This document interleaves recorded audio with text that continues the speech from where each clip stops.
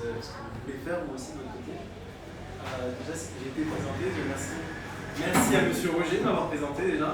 Je m'appelle donc Ismaël, j'étais là au collège, j'ai fini en 2017 et j'avais commencé donc dès la petite section. Et alors, je crois que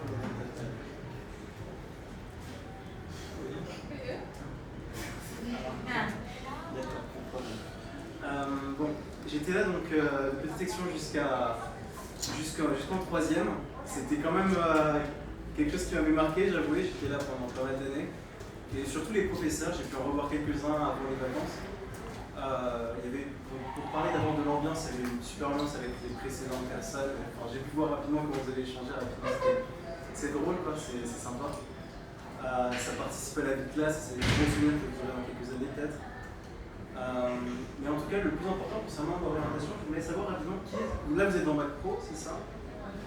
Et vous êtes certains à vouloir continuer dans le supérieur et d'autres à vouloir travailler directement. C'est quoi à peu près la proportion? Qui veut travailler là par exemple?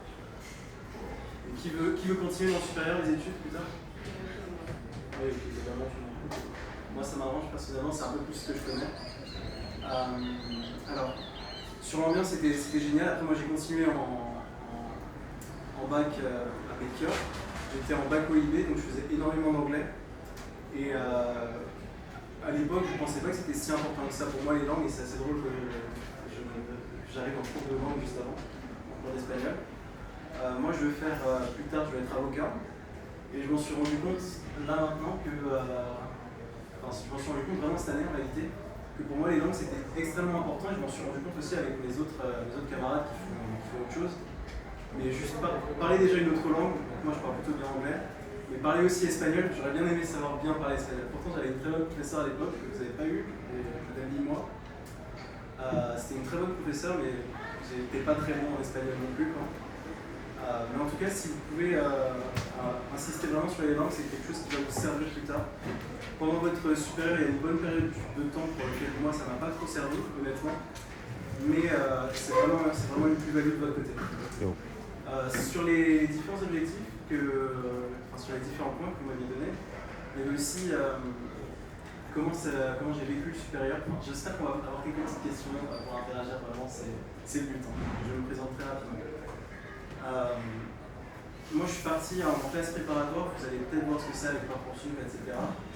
Parcoursup c'est un peu cassant, honnêtement. Vous aurez la même chose si vous voulez continuer un master après, ça s'appelle mon master maintenant. Mais en tout cas sur Parcoursup, je m'en souviens encore très bien parce que ça m'avait un peu blessé à l'époque, j'étais quand même un bon élève. Et pourtant j'avais pas du tout eu ce que je voulais derrière, c'était pas du tout ce à quoi je m'attendais, surtout quand vous voulez aller après en France. Il y a quand même des considérations différentes pour les recruteurs en France lorsqu'ils recrutent des personnes venant d'outre-mer par exemple. Donc ça il faut vous en rendre compte également. Et c'est pas une raison pour laquelle vous devez vous auto-censurer et vous n'avez pas candidaté là où vous souhaitez candidater. Ce sur quoi je voulais insister vraiment, c'est que moi j'ai eu des espoirs un peu brisés à l'époque lorsque j'avais candidaté. Mais après coup, après avoir vraiment après avoir gardé le cap pendant les 4 dernières années, j'ai réussi à avoir ce que je voulais. Moi, je voulais vraiment rentrer à Sciences Po Paris. J'ai pu rentrer finalement en septembre, tout juste à la rentrée, donc dans un très bon master qui est exactement ce que je voulais, à l'époque déjà. Mais ce que je voulais vous dire, c'est que vraiment pendant les 4 dernières années, j'ai pas arrêté de me réorienter, d'explorer plein de choses, de faire plein de choses à droite à gauche. J'étais d'abord en classe préparatoire, comme je vous l'ai dit, ça s'est très mal passé. C'était pas, alors que j'étais quand même en bon élève à la base. Il y avait le fait de s'habituer à la France qui était un petit peu difficile au tout début. Vous allez vous en rendre compte aussi, je pense que si vous continuez vos études, que ce soit en France ou ici en Guyane, il y a quand même un petit changement quand on est dans le supérieur. J'ai eu quelques amis qui ont continué ici en médecine. Pour vous dire, c'était beaucoup plus difficile déjà parce que c'est médecine, mais aussi parce que quand même c'est pas du tout le même cadre que dans le supérieur. Vous êtes plus que dans le lycée. Pardon. Vous n'êtes plus forcément dans des petites classes avec bonjour. Vous n'êtes plus dans des petites classes où vous vous connaissez tous entre vous, etc. Vous êtes dans des énormes promos. C'était le cas en tout cas lorsqu'elle était en médecine pour mon amie. Et parmi vous là, qui est-ce qui veut aller en France, qui est-ce qui veut aller en Guyane, qui est-ce qui veut aller en France là par exemple, à Marjolaine. Et donc tout le reste, j'imagine que vous voulez rester en Guyane, c'est ça? Ok. C'est très bien aussi, hein. Franchement c'est très bien aussi.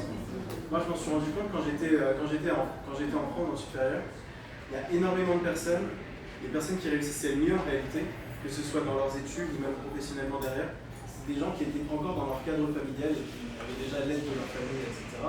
Mais ils étaient aussi dans un endroit qu'ils connaissaient, qui leur était quand même familier. Et c'était vraiment une énorme différence pour eux. Et ça se voyait aussi quand on interagissait avec eux, on n'était pas du tout dans le même état d'esprit par rapport à ça. Donc ça c'est un des points. Après avoir fait donc, ma prépa qui a été un petit peu laborieuse, j'ai enchaîné avec une licence en économie et une licence en droit. Et là ça s'est un peu mieux passé. Là j'ai trouvé un peu un cadre qui me correspondait plus. La prépa c'est quelque chose d'assez exigeant. La licence, je trouve que c'est ce qui me correspondait le mieux, personnellement. Je pense que c'est ce qui correspond le mieux à beaucoup de personnes aussi, mais il faut aussi savoir ce qui nous correspond vraiment. Parce que dans le cadre d'une licence, par exemple, je ne sais pas si après un bac pro, on peut aller en licence. Après un bac pro, donc si vous allez en licence, il y aura énormément de moments sur lesquels vous allez devoir être vraiment autonome. Toute votre scolarité, là par exemple, vous avez eu M. Roger qui vous a donné des petits points en vous disant faites ceci, faites cela. L'année prochaine, c'est vous qui devrez le faire tout seul. C'est pas du tout la même chose, honnêtement. Ça change énormément lorsque c'est à vous d'avoir votre propre discipline. Donc ce genre de petits éléments, ça a l'air d'être assez basique, mais en réalité, vous les avez eu pendant tout le long de votre scolarité. Mais le plus important, c'est de vous en souvenir et de les réappliquer plus tard. De vous souvenir que vraiment vous avez eu ces petites choses, vous avez eu ces petits objectifs que vous fixez au quotidien, chaque semaine, d'une semaine à l'autre. Et c'est ce qui vous permet de ne pas être largué non plus lorsque vous allez devoir travailler dans le supérieur. Donc, moi, ça s'est mieux passé mes licences après. Et toujours dans le même objectif que j'avais plus tard, c'était d'intégrer Sciences Po, j'ai pu finalement le faire. C'était quand même assez difficile pendant les 4 dernières années. Je pense que c'était un peu les moments où j'étais en mini profonde, c'est comme ça que je le dis souvent. Parce que j'étais vraiment tout seul en France. Et j'avais qu'un seul objectif, j'étais pas sûr de vraiment l'atteindre derrière. Mais le plus important, c'est si vous avez quelque chose en tête, il ne faut vraiment pas vous décourager. Il ne faut pas vous auto-censurer, comme je l'avais dit. Et si vous n'avez pas réussi du premier coup, il y a énormément d'autres possibilités. Et il faut vous en rendre compte. Il faut aussi que vous réalisiez comment est-ce que vous pouvez faire un plan A, un plan B, un plan C pour atteindre cet objectif-là. Ce n'est pas un plan A, un plan B, un plan C qui divergent totalement et qui à la fin amènent à des choses qui sont totalement différentes. Si vous avez un objectif derrière, si vous avez quelque chose que vous voulez faire, il faut vraiment réaliser qu'il y a plein de possibilités pour le faire. Et même si vous ratez du premier coup, ça ne veut pas dire que vous êtes nul, ça ne veut pas dire que vous êtes mauvais. Ça veut juste dire que c'était pas forcément le moment, que vous n'étiez pas forcément prêt. Il y a aussi une grosse part de hasard pour aussi s'en rendre compte. Moi, je m'en suis rendu compte pour le supérieur. Il y a énormément de personnes que j'ai revues à Sciences Po. Elles ne méritaient pas forcément d'y être. C'était juste, elles ont eu de la chance sur le moment. Et elles l'ont fait, quoi. Et voilà, c'est à peu près ce que j'avais à dire sur ma présentation.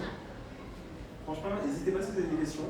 Moi, je veux vraiment échanger avec vous. Vous avez pu échanger avec quelques petites troisièmes l'autre fois. Et c'était sympa. Et j'espère qu'on va faire autre chose. Déjà, avant.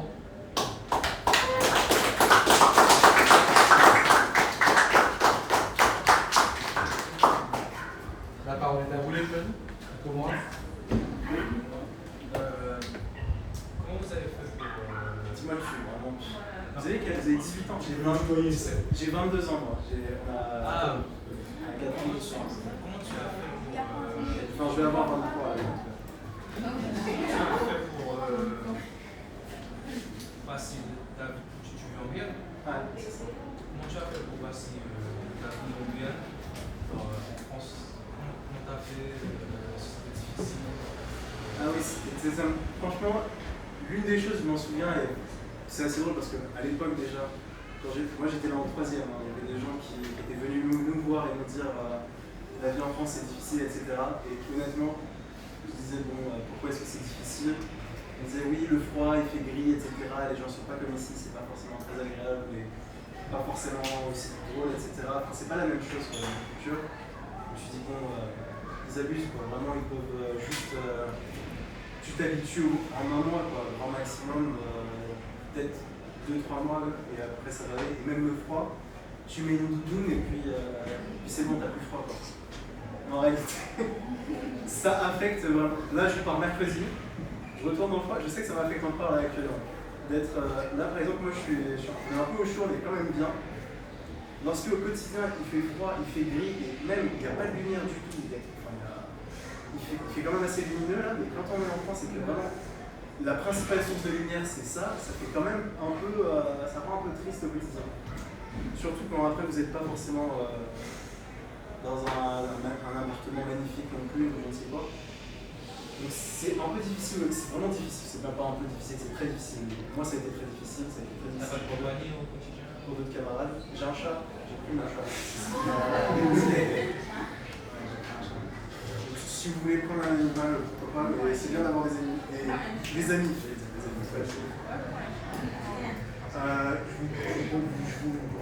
vous conseille pas forcément de prendre un chat ou un animal de compagnie parce que c'est un peu encombrant au quotidien, c'est long, c'est faut payer des billets pour vous venir en Guyane par exemple, et ça coûte cher.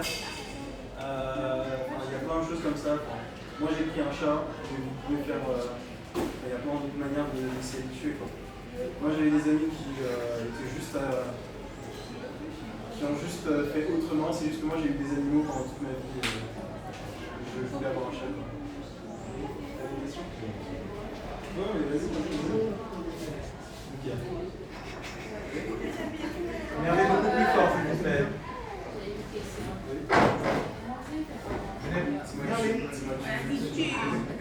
Tu peux vraiment.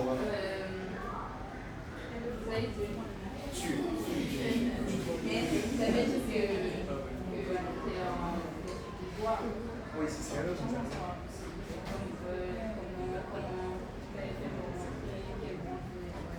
Ce qui est intéressant en plus, je viens d'y penser, mais après un bac pro, vous pouvez faire, je crois, une capacité en droit, ce qui vous permet après de reconstituer dans le droit par exemple. Donc c'est aussi quelque chose qui peut vous intéresser vous. Enfin, ce que je veux vous dire, c'est que vraiment, peu importe ce que vous voulez faire, ou même au stade dans lequel vous êtes dans votre vie, vous pouvez vraiment accéder à des tonnes de formations. Là vous êtes en professionnel. Si tu veux, tu peux faire. Moi j'avais fait une licence de droit après une prépa. Je ne savais pas que c'était possible à l'époque, mais en fait tu peux faire une équivalence, ce qui te permet après de rentrer directement en licence de droit. Et vous par exemple, vous pouvez faire une capacité en droit, c'est comme ça que ça s'appelle. Et après vous pouvez retourner faire une licence de droit comme tout le monde. Une licence c'est 3 ans typiquement. Et après un master c'est 2 ans. Mais la capacité c'est 1 an, c'est ça? Je sais pas exactement, je connais juste le nom, il faut regarder. Je connais juste le nom. Donc c'est en étudiant? Moi je suis en master 1. Donc je suis encore étudiant. L'année prochaine je passe l'examen pour passer avocat. Et voilà. Et après, ça peut-être avocat. Quelle est cette envie de devenir c'est 3 choses. Bon, je peux dire. Essaye d'énumérer au moins, on va dire, 2 maximum. Ah oui, carrément. Ah oui, carrément, merci. Grand Seigneur, merci. Non, ce que je voulais dire. Non. Pourquoi est-ce que je voulais dire? Pourquoi j'hésitais? C'est parce que c'était un peu personnel à la base. Mais j'ai eu des rapports avec le droit un peu quotidien dans ma vie. Je le dis maintenant un peu sans honte. Il y a mes parents qui ont d'abord divorcé, donc j'ai été pas mal de fois au contact avec des avocats, d'un côté comme de l'autre. Donc c'était un peu mon premier contact avec le monde du droit, je détestais ça à la base. Après il y a eu un deuxième vrai contact avec le droit, qui est, comment ça s'appelle un procès que j'ai fait avec Sciences Po Paris. Après le lycée, j'avais donc candidaté au bachelor de Sciences Po Paris et j'avais pas été accepté. Sauf que 2 autres personnes ont été prises et j'avais vraiment plus que ça. J'ai eu mal pendant 4 ans et même maintenant quand j'en parle, ça me fait un peu mal parce que honnêtement, franchement, j'avais travaillé pour ça vraiment de fou. Comme je l'avais dit, si vous avez vraiment un objectif, il y a plein de manières de le faire. Et c'est mon cas, mais ça a été le cas aussi d'autres personnes. J'ai une amie par exemple qui voulait être vétérinaire. Vétérinaire, c'est vraiment un autre niveau, on se rend pas compte. C'est extrêmement difficile d'être vétérinaire en France. Il y a 3 ou 4 écoles et on rentre typiquement en école de vétérinaire que après prépa. C'est ce que je pensais. Sauf qu'elle, après, elle a fait une prépa ATS. Elle l'a pas eu. Après, elle a enchaîné avec un DUT. Et cette fois-ci, avec le DUT, elle a eu. Donc, ça veut dire qu'elle a eu vraiment le 3e essai pour être vétérinaire. Vraiment, c'est encore un exemple de. Si vous ne l'avez pas du premier coup, elle ne l'a pas eu avec la prépa normale. Elle a fait une 2e prépa, elle ne l'a pas eu. Elle a fait un 3e essai avec un DUT. Et c'est là qu'elle l'a eu pour être vétérinaire. Et je ne savais même pas qu'il y avait d'autres voies que ces 2 autres, que la voie principale, la grande prépa que tout le monde connaît. Et donc ça c'était le 2e contact. J'ai fait un procès Sciences Po parce qu'il y a 2 personnes qui ont été acceptées et qui étaient... à l'époque j'avais quand même des grosses moyennes un peu partout. Et par contre les 2 autres ils étaient un peu plus légers là-dessus.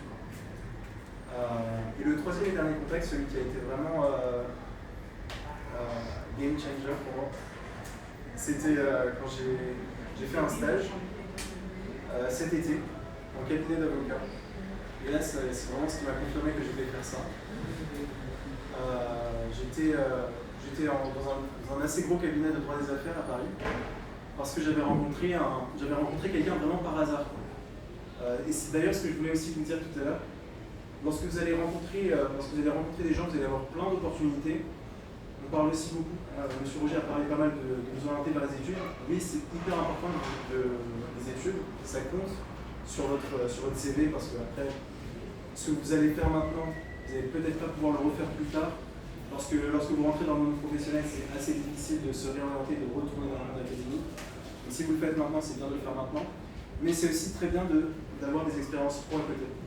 Moi, par exemple, j'ai fait pas mal de petits trucs, de petits boulots un peu de merde au début. Vous voyez, par exemple, ça se fait pas trop en Guyane, mais en France, je sais pas si en France ça se fait ici. Il y a des numéros, des 09, 01 qui vous appellent de temps en temps. Ça se fait beaucoup en France, il y a énormément de choses comme ça. Bon, moi, j'étais de ces gens, de ces 09, 01 qui vous appellent au quotidien, qui vraiment se prennent des vents au quotidien, qui se prennent tarte sur tarte des gens qui appellent, enfin des gens qui répondent plutôt. C'était pas forcément très agréable, mais c'était ma première expérience professionnelle, c'était un peu ingrat au début. Après j'ai pu rencontrer d'autres personnes qui m'ont permis après de faire de la gestion de patrimoine, mais c'était un truc de... Enfin c'est plein de petites opportunités qui m'ont été données et qui à la fin, ça m'a pas du tout aidé en soi pour le stage dans le cabinet d'avocat. Il n'y avait pas de plus-value en soi, à part, je trouve quand même que ça m'a vraiment permis de m'améliorer niveau élocution, le fait de parler, etc. Parce que j'étais vraiment avec des gens qui étaient professionnels. J'étais quelqu'un d'assez timide moi à la base, et il y a eu pas mal de... Ça m'a un peu débloqué aussi plein de choses. Et après à la fin ça t'a enrichi, on va dire, au niveau du vocabulaire, au niveau des mots, etc. Quand même pas mal, oui. Mais ce que je voulais dire surtout, c'est que ce sur quoi ça fait la différence, c'est que dans le regard des recruteurs, vraiment, ils se sont dit celui-là, il avait vraiment envie de se donner, quoi. Il n'avait pas forcément beaucoup d'autres opportunités. Et il est allé travailler, il a pris les premières opportunités qui lui sont venues, quoi, et il l'a fait, même si c'est un travail vraiment ingrat. À la fin, il l'a fait et il est quand même allé. Donc j'ai quand même fait du calling au quotidien qui est vraiment hyper chiant, vraiment vous avez des numéros en boucle, etc. À finir dans un top cabinet parce qu'ils se sont vraiment dit que c'était une expérience qui avait un plus, parce qu'ils ont vu que lorsque par exemple vous allez écrire des lettres de recommandation sur Parcoursup, etc., vous dites je suis quelqu'un de motivé, etc. Alors c'est bien, mais c'est que des mots. Lorsque après vous montrez que vous êtes vraiment motivé, au quotidien, que vous avez fait des choses, que vous avez entrepris des choses au quotidien, il n'y a pas de meilleure preuve que ça en réalité. Donc c'est bien de parler, mais c'est bien aussi d'agir et de montrer que vous êtes vraiment motivé, et ça se reflète au quotidien dans ce que vous entreprenez. Voilà. Donc c'est comme ça qu'à la fin je me suis dit c'est vraiment ça que je veux faire être avocat. J'ai fait ce stage et ça m'a vraiment permis de voir que c'est ce que je voulais faire. Monsieur Taï, plus fort s'il vous plaît. Deuxième question, est-ce que tu penses que le droit est accessible à tout le monde? Oui, d'ailleurs je suis totalement d'accord avec ça, et même c'est pour ça que c'est assez drôle. J'ai créé un blog il y a 2 semaines, un blog de droit pénal, parce que c'est la spécialité dans laquelle je m'orientais personnellement. Lorsque j'étais ici à Javoué, c'était quelque chose d'assez sympathique, etc. Je ne sais pas s'il y a encore ça à Javoué, mais à l'époque il y avait pas mal de braqueurs à l'entrée de... Il y en a encore pas mal, hein? Ça dépend. En 2023, Moi, il y en avait vraiment énormément, à tel point qu'il y avait des moments où vraiment ça venait de voler dans Javoué carrément. Maintenant, il y a des grilles, etc. C'est bien sécurisé, c'était pas vraiment comme ça. Non, mais c'est bien ça. Mais bref, ce que je voulais dire, c'est le droit accessible à tous, oui. C'est ce qui m'a... Quand j'étais ici en Guyane, j'ai eu quelques fois l'occasion d'être en contact avec ce qu'on appelle ça comme ça en droit, c'est de la criminalité du quotidien, donc c'est des braquages, etc. C'est ce qui m'a intéressé c'est ce qui m'a, je pense, touché personnellement, le droit pénal. Et c'est pour ça aussi que j'ai envie de le rendre accessible à tous. C'est une matière qui, en réalité, moi je la voyais comme ça avec les policiers, on ne sait pas trop ce que ça veut dire, le droit pénal.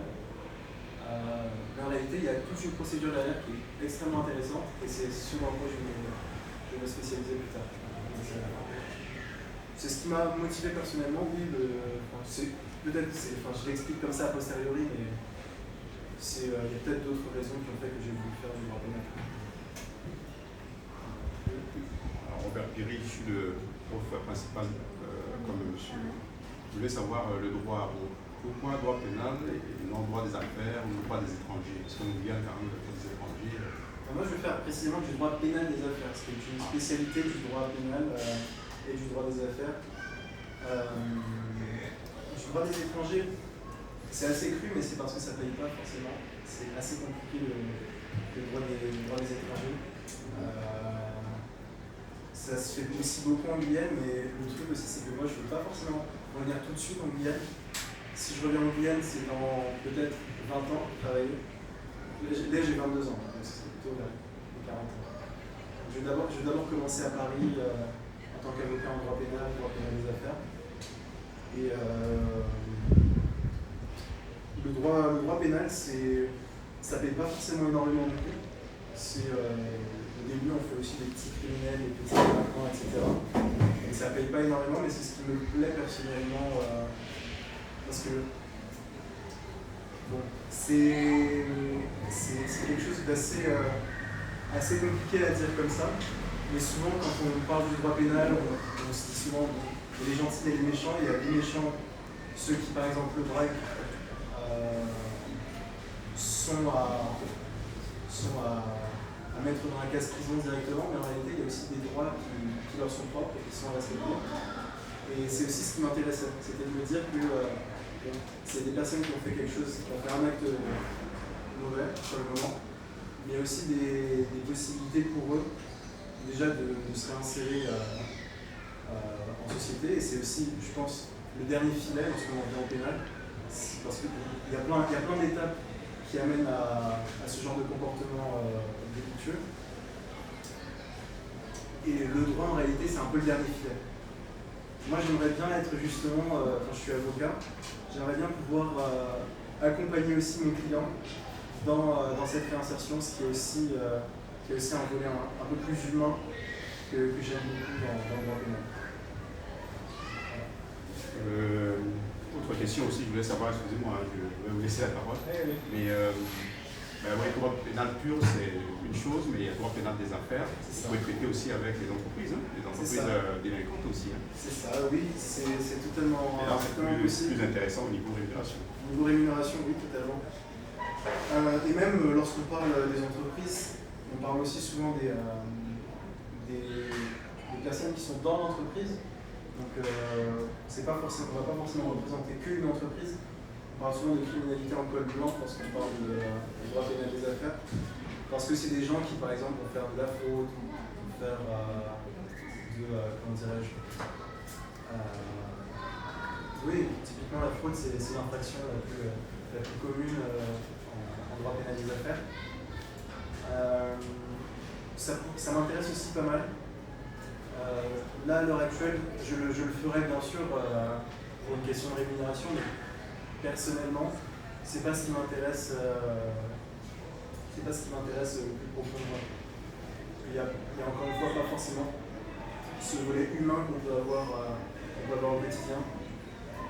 Le volet humain avec les entreprises en droit, c'est quelque chose d'assez spécifique, mais on l'a plutôt en restructuring, c'est quelque chose d'assez spécifique, c'est des gens qui ont des entreprises qui font faillite. Donc c'est quelqu'un qui fait faillite, ou alors qui est fermé par le préfet par exemple. Imaginons là, il y a un petit truc de nourriture là sur le coin, là. Exactement. S'il y a un scandale sanitaire ici, le préfet peut décider de fermer l'établissement. Et si l'établissement est fermé, on peut contester cette décision devant le tribunal. Et à ce moment-là, justement, c'est là qu'on a un peu plus ce volet humain parce qu'on accompagne vraiment quelqu'un dans son quotidien. Si cette entreprise elle ferme, lui il se retrouve à la rue, il n'a plus ses fonds, il n'a plus de quoi nourrir sa famille, il a son crédit certainement immobilier qui lui tombe dessus, son crédit auto, il y a tout qui lui tombe dessus. C'est des petites choses comme ça qui m'intéressent, c'est ce que j'aime dans le droit, c'est vraiment avoir un côté plus humain, plus en prise avec les choses au quotidien. Vous savez, j'ai eu à peu près le même parcours que vous, parce que moi je suis magistrat de formation, avant de basculer dans l'enseignement. Ah non, je me fais juger là. Donc, moi j'ai fait la section internationale de l'ENAM à Paris. Moi j'ai fait l'IB, la section internationale de l'ENAM. De l'ENAM, oui. Donc, l'ENAM plutôt, l'ENAM. Donc, voilà. Moi j'ai passé par Sciences Po aussi, à Paris, mais pas de l'école de Sciences Po, mais j'ai fait un DEA, l'équivalent du master. Vous savez quoi? Souvent, quand je discute du droit avec les élèves, il y en a qui me disent, mais monsieur, avocat pénal, c'est bien, mais quand vous défendez des gens qui tuent des enfants, qui font n'importe quoi, est-ce que c'est humain ça? Alors, qu'est-ce que vous pouvez répondre à ces élèves qui se posent des questions comme ça? C'est un peu ce que je disais tout à l'heure, c'est des gens qui, à mon sens en tout cas, ont aussi des droits. Je suis encore assez au tout début de ma réflexion dans le droit quand même, et dans ma réflexion de pourquoi est-ce que je veux faire du droit pénal précisément, parce que j'ai eu mon stage que cet été en réalité, donc ça n'a pas encore le temps de forcément bien maturer. Mais comme je l'avais dit auparavant, c'est vraiment pour moi des gens qui en réalité sont des gens un peu comme nous tous. Il y a des gens qui, ça arrive de commettre des infractions, de commettre des meurtres, bien sûr, c'est quelque chose d'impardonnable et qui, bien sûr, est à réprimer au quotidien. Mais je pense quand même que, j'en ai parlé avec quelques psychologues qui viennent à Sciences Po pour faire des cours, etc. Ce dont on se rend le plus compte au quotidien, c'est vraiment que ces personnes qui tuent, il n'y a pas de, par exemple, si on parle du meurtre, il n'y a pas de profil type, c'est vraiment des gens comme vous et moi. C'est des gens qui en sont venus comme ça par les faits de la vie, quoi. Il ne faut pas forcément les déresponsabiliser en disant c'est juste du fait de la vie que ça leur est tombé dessus. Mais c'est des gens qui quand même ont des droits et ont des droits qui leur sont attachés, peu importe ce qu'on dit. Moi, il y avait justement, quand vous avez dit que c'était pas humain, c'était une citation de Voltaire que j'avais fait récemment parce qu'en fait j'ai écrit un article là-dessus. On dit que c'est pas humain. Alors, en réalité, c'est totalement humain de faire ce genre de choses. C'est quelque chose qui reste impardonnable et c'est justement parce que c'est humain qu'on met en place tout un système pour les réprimer, ce genre de comportement. Monsieur Jules. J'ai l'impression de me faire évaluer. Et pour les tueurs en série, c'est aimé aussi? C'est des personnes qui sont un petit peu. Moi, je suis encore un peu au tout début. Pour moi, c'est des gens qui sont vraiment très souvent un peu dérangés. Alors, je pense que vous avez plus souvent des cas comme ça et vous pouvez mieux en parler que moi. Des cas de tueurs en série, je ne sais pas, mais c'est des personnes qui sont dérangées. Mais très souvent, lorsque c'est assez basique de dire ça comme ça et c'est une vérité générale. Mais lorsque tu fouilles dans leur passé, tu te rends compte que c'est des gens qui ont été abusés lorsqu'ils étaient jeunes, c'est des gens qui ont été aussi en contact avec des meurtres, ou alors c'est des gens qui n'ont pas forcément été en contact, qui aussi sont tout simplement pas câblés de la même manière, je dirais, pour qui en fait il y a un espèce de plaisir malsain à voir ça. Justement, c'est ça. Et c'est des gens qui en réalité doivent être soignés et qui la plupart du temps on essaye. Enfin, la base un peu du droit pénal, c'est pas forcément de punir c'est ma vision encore une fois. C'est pas de punir ces personnes-là, c'est vraiment de savoir comment est-ce qu'on va pouvoir les réintégrer après en société. C'est justement toute la question après de la peine qui vient derrière. Si tu punis juste des gens pendant 25 ans, par exemple, en tueur en série, si tu le punis pendant 25 ans en prison, il va juste être frustré, et justement, c'est la question. S'il a un plaisir malsain à tuer quelqu'un, il va juste être frustré pendant 25 ans, et lorsqu'il va ressortir, il va pouvoir exprimer cette pulsion dès sa sortie. C'est souvent comme ça que tu as des cas de récidive. Et en France, le taux de récidive, quand tu le regardes, il est assez élevé comparé à d'autres pays comme les pays nordiques. Et c'est parce qu'en réalité, tout notre système de peine, il est assez fondé là-dessus. C'est vraiment sur la sanction. C'est pas sur la réinsertion de la vie. Donc, sur les personnes qui sont des tueurs en série, par exemple, la question, c'est surtout, c'est des. Je pensais pas que j'allais parler de ça. Pour moi, j'étais en orientation. Pour moi, c'est des personnes qui sont légèrement dérangés et qui sont plutôt malades, qui sont plus malades qu'autre chose. Je sais pas ce que vous en pensez de ça. La nature humaine est variée, hein, donc il y a des gens comme ça, comme on dit, il faut un peu de tout pour faire le monde. Oui. Il y a des gens comme ça, il y a des gens qui se comportent correctement. Madame Merlet, plus fort, oui. J'aimerais savoir c'est quelle exigence de base pour être Ouais, avocat. surtout une bonne avocate. Ah, être une bonne avocate. Oh là. L'exigence. Je sais pas ce que c'est être un bon avocat pour moi. Déjà, être avocat, ce serait bien pour moi. Donc, il y a plusieurs étapes pour être avocat. Comme j'avais dit, il y a d'abord l'école de la licence, après l'école du master, et après on fait l'école d'avocat. On fait le MBA pendant 1 an et demi, et après on passe vraiment à sa passation. Le plus important, c'est vraiment, pour moi, pour être un bon avocat, j'en avais parlé avec un avocat à Paris. C'est un peu mon mentor à Paris, comme vous parliez de mentor tout à l'heure. C'est vraiment d'avoir des expériences variées. Je veux être avocat.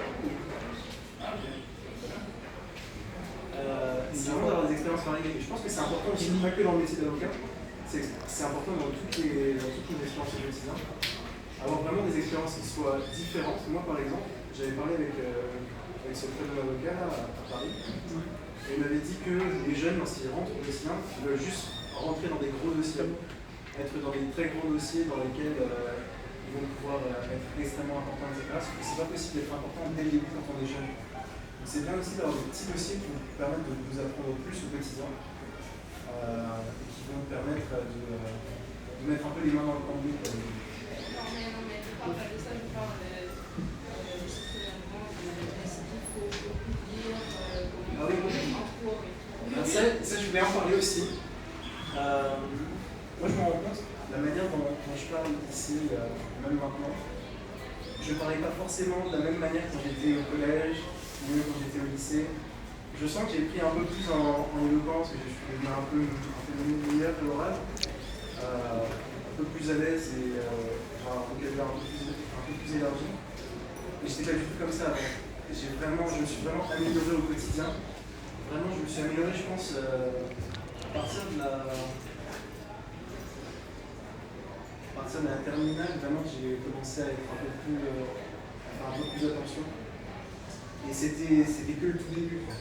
Vraiment, par exemple, si tu veux être avocat, peu importe ce que vous voulez faire en réalité, je pense vraiment que savoir parler au quotidien, c'est quelque chose qui est extrêmement important. Vous allez avoir des entretiens, peu importe ce que vous voulez faire, là je parle de manière plus générale, peu importe ce que vous voulez faire, vous allez passer des entretiens d'embauche. Et les compétences, c'est quand même assez important. Vous allez vous en rendre compte aussi, il y a deux choses qui sont très importantes. C'est un, est-ce que vous êtes assez éloquent, charismatique au quotidien? Et surtout deux, est-ce que vous êtes quelqu'un d'assez avenant, quelqu'un d'assez souriant, quelqu'un qui sait s'intégrer dans une équipe? Il y a énormément de questions de fit lorsque vous êtes en entreprise qui sont assez importantes. Si vous vous intégrez bien dans une équipe, ça peut faire vraiment la différence aussi bien vous quand vous travaillez au quotidien que lors de la phase d'entretien. Moi je m'en suis rendu compte pas mal de fois. Si vous arrivez à faire rire votre interlocuteur, que vous êtes avenant avec lui, que vous avez vraiment réussi à créer une connexion qui est un peu au-delà du professionnel, c'est quand même quelque chose qui fera la différence. Et je pense que ça vient vraiment en grandissant, ça vient en ayant pas mal d'expérience au quotidien. Et moi, ce qui m'a permis de faire ça, c'est vraiment d'être un peu touche à tout et dès que j'avais une opportunité de dire oui. Ce qui m'a vraiment changé quand j'étais aussi en France, c'était les expériences associatives. J'avais fait pas mal de théâtre, j'avais fait des concours d'éloquence. C'est là aussi vraiment où j'ai pu m'améliorer. Je ne sais pas si c'est forcément l'association d'éloquence, c'est ça en gros. Mais si j'en trouvais, ça peut être bien si tu veux être avocat, peu importe qui veut l'être en réalité. Je pense vraiment que c'est quelque chose qui fait la différence lorsque l'on fait dans le monde professionnel. Je crois qu'il y a un truc d'éloquence qui se fait souvent à l'université. C'est très bien aussi. Moi, je me dis, peu importe ce que vous voulez faire, être éloquent, charismatique, savoir parler en public, comme maintenant là, je suis un peu mal à l'aise aussi quand même. Mais c'est quelque chose qui vous sera utile au quotidien et qui en plus de ça vous permettra d'avoir confiance en vous-même, mais aussi parce que les autres aient confiance en vous. Et vous permettre de vous donner des projets, de vous donner des tâches au quotidien, ce qui fera la différence par rapport à vos autres collègues, etc.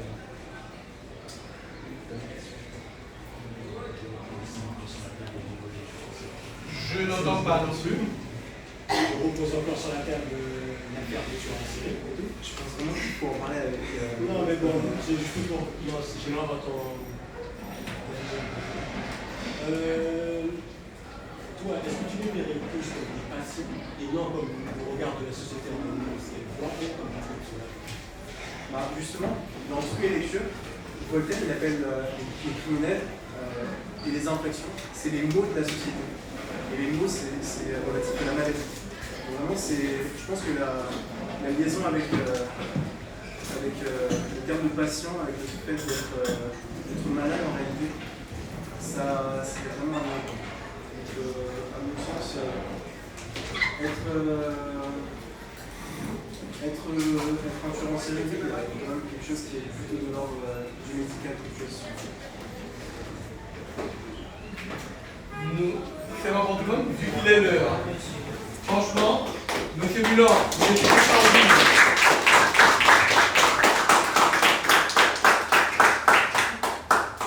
D'ailleurs, si vous avez des questions, n'hésitez pas à me contacter sur mon mail, si vous voulez noter. Je préfère pas donner mon numéro parce que...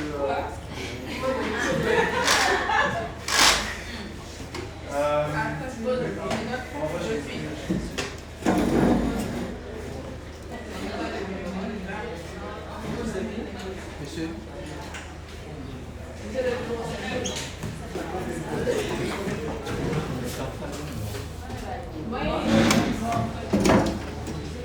Je sais que ça fait bizarre, les mails, même moi, ça me fait toujours bizarre de changer pas par mail, c'est maintenant, j'aime bien changer par mail.